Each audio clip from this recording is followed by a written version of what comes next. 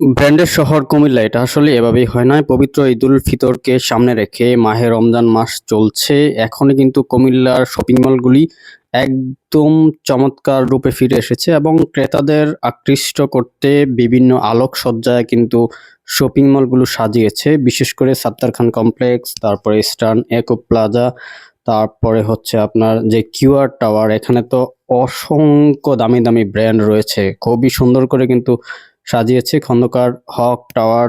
এই মানে প্রত্যেকটা শপিং মলের সামনে গেলে আপনি একদম অবাক হয়ে যাবেন, এত সুন্দর করে সাজিয়েছে। এবং রমজান মাসেই পুরো রমজান মাস জুড়ে ইফতারের পরে ক্রেতাদের কিন্তু প্রচুর পরিমাণে ভিড় বাড়তে থাকে। এখানে মানুষ যখন আসে মনে হচ্ছে যেন আহ, ইফতারের পরে একটা উৎসবের আমেজ বইতে শুরু করে।